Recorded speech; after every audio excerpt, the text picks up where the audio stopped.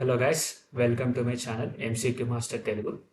ఈరోజు మనం ఈ వీడియో అనేది నేను డైలీ వొకాబులరీ గురించి చేస్తున్నాను. మన వొకాబులరీని ఇంప్రూవ్ చేసుకోవడానికి వీడియోస్ చేస్తాను. కొన్ని వర్డ్స్ అది హిందూ న్యూస్ పేపర్లో నుంచి తీసుకొచ్చాను. నేను ఈ వర్డ్స్ని కొన్ని మనకు అర్థమైంది ప్రిపేర్ చేశాను. So let's get into the details. First word వచ్చేసి మనం నేర్చుకుంటుంది multi pronged, meaning of plan or approach or attack having multiple aspects or points of focus. అని అంటే ఏంటంటే మల్టీ ప్రాంగ్డ్ అని అంటే ఒక్క ప్లాన్కి మల్టిపుల్ ఆస్పెక్ట్స్ అనమాట. మల్టిపుల్ దారి, ప్లాన్ ఏ ఫెయిల్ అయితే plan B, plan C fail అయితే ప్లాన్ డి, అలాగే ఉంటుంది అనమాట. They launched a multi pronged strategy to address the crisis. So అర్థమైంది కదా, ఈ they launched a multi pronged strategy to address the crisis అని అంటే వాళ్ళు మల్టిపుల్ ద కాంప్లెక్స్ స్ట్రాటజీని ఇంప్లిమెంట్ చేశారు క్రైసిస్ని address చేయడానికని.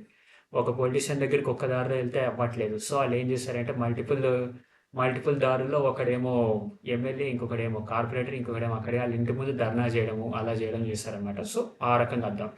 And one more thing, మీరు ఈ వర్డ్స్ మొత్తాన్ని గుర్తుంచుకోవాలి అని అంటే కంపల్సరీగా ఈ ఎగ్జాంపుల్ని గుర్తుంచుకోవాలి. ఎగ్జాంపుల్ గుర్తుంటేనే మీకు వర్డ్ గుర్తుంటుంది, లేదంటే గుర్తుండదు. మీరు ఎంత నేర్చుకున్నా కూడా మర్చిపోతారు. సో మెయిన్ ఇంపార్టెంట్ థింగ్ ఏంటంటే మీరు ఈ సెంటెన్స్ని నేర్చుకోవాలి. ఈ example sentence, they launched a multi pronged strategy to address the crisis.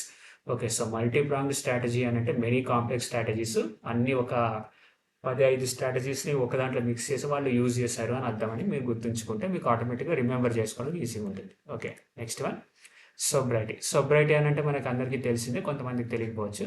State of being sober and not intoxicated by alcohol. Alcohol మందు తాగకుండా ఒక సంవత్సరం మొత్తం ఉంటే దాన్ని సోబ్రైటీ అని అంటారు. తాగకుండా మెయింటైన్ చేయడం, ఒక రోజు కానీ 2 రోజులు కానీ. బట్ ఈ సెంటెన్స్ చూడండి, he maintain sobriety for over a year. ఒక సంవత్సరం వరకు తాగకుండా తను మెయింటైన్ చేశాడు. Okay, that's it. Next fillip. Fillip అని అంటే అర్థమైంది, anything that makes one feel encourage. Okay, మనకి ఫిలిప్ అని అంటే ఎంకరేజ్మెంట్ అని అర్థం అనమాట. Anything that makes one feel. Example చూద్దాము. His approval was an added fillip. Okay, so మనం ఏదన్నా ఇంట్లో ఏదైనా పని చేస్తూ ఉంటాము, ఏదో ఒక అరేంజ్మెంట్ చేస్తూ ఉంటాము. మన అమ్మకేమో ఒక అరేంజ్మెంట్ నచ్చుద్ది, మనకేమో ఇంకో రకంగా నచ్చుద్ది. కానీ మనం అరేంజ్మెంట్ చేసేసరికి సపోజ్ ఇప్పుడు చైర్, సోఫా ఇవన్నీ సరిగ్గా జిగ్జాగ్ అరేంజ్ చేసి పెట్టాము, అది నచ్చింది అనుకోండి, ఇట్స్ అన్ యాడెడ్ ఫీలింగ్.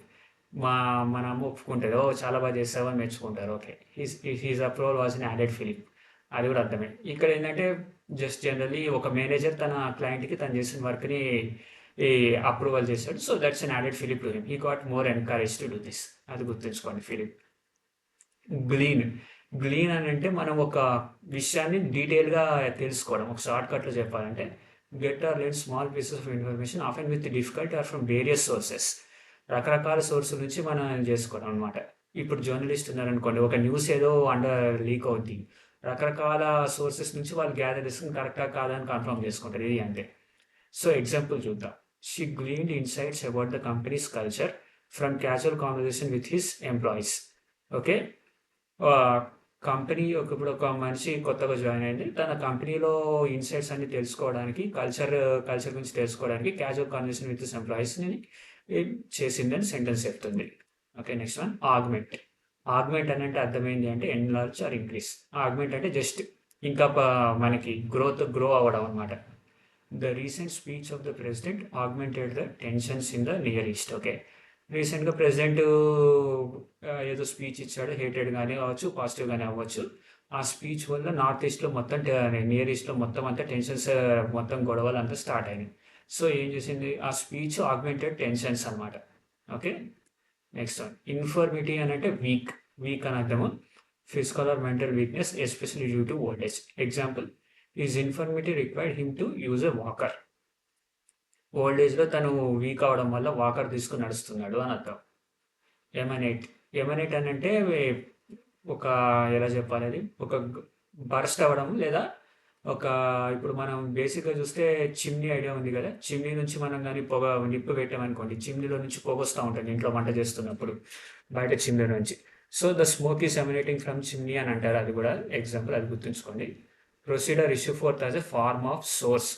ఒక సోర్స్ నుంచి సిగ్నల్ ఎమినేట్ అవుతుంది అని కూడా అంటారు, అది కూడా గుర్తుంచుకోండి. Example, water emanates from the hole in this ground.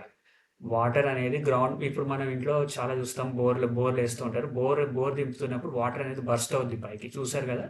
Same అదే అనమాట. Water emanates from this hole in the ground. Slew అని అంటే మీనింగ్ ఏంటంటే often followed by of mass. ఒక గుంపు అంతా కలిసి ఫాలో అవ్వడం అనేదాన్ని స్లూ అని అంటారు. అది మనుషులు అవ్వచ్చు, జంతువులు అవ్వచ్చు, ఏమవ్వచ్చు. Example a slew of journalist. మనం చూసాం కదా సెలబ్రిటీలని ఒక జర్నలిస్ట్ అందరు గుంపు గూడి ఎంత ఇబ్బంది పెడతారో, సో అలాగనమాట. A slew of journalist followed him. Okay, ఈ రోజుకి ఇంతే డోసు. మళ్ళీ నెక్స్ట్ వీడియోలో కూడా నేను వస్తాను. ప్లీజ్ నా ఛానల్కి లైక్ అండ్ షేర్, సబ్స్క్రైబ్ చేయండి. నాకు కొంచెం సపోర్ట్ ఇస్తే నేను ఇంకా మ్యాథ్స్ అండ్ ఇంగ్లీష్ వీడియోస్ ఇంకా ముందు తీసుకొస్తాను. సెంటెన్స్ అరేంజ్మెంట్ అవన్నీ కూడా కొంచెం నాకు సపోర్ట్ ఇవ్వండి. Thank you guys.